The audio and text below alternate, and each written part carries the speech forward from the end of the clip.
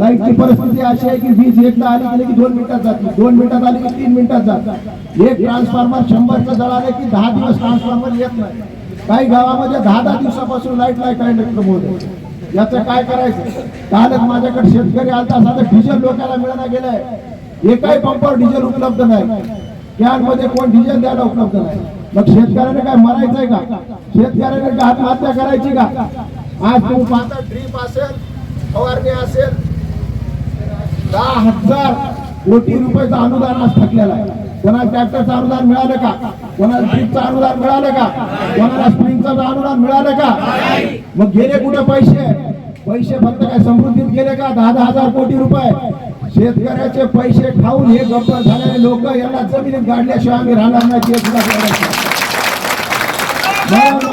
लवकरात लवकर याचा जास्त खून आहे. म्हणून आमच्या हक्काचं जे काय पीक विमा आहे हे पीक विमा लवकरात लवकर देण्याच्या संदर्भामध्ये तुम्ही राज्य शासनाला विनंती करा. राज्य शासनाला काय करायचं ते करा, पण आमच्या हक्काचा पीक विमा आम्हाला लवकरात लवकर मिळावा यासाठी तुम्ही प्रयत्न करा, अशा प्रकारची तुम्हाला विनंती करतो. आज आम्ही कलेक्टर ऑफिस बंद केलंय, उद्या महाराष्ट्र बंद करायला आम्हाला वेळ लागणार नाही. म्हणून आपण या निमित्तानं मी शासनाला इशारा देतो की जर 15 दिवसामध्ये आमचे पीक विम्याच्या हक्काचे पैसे नाही आले तर संपूर्ण परभणी जिल्ह्यामध्ये चक्का जाम केल्याशिवाय आम्ही राहणार.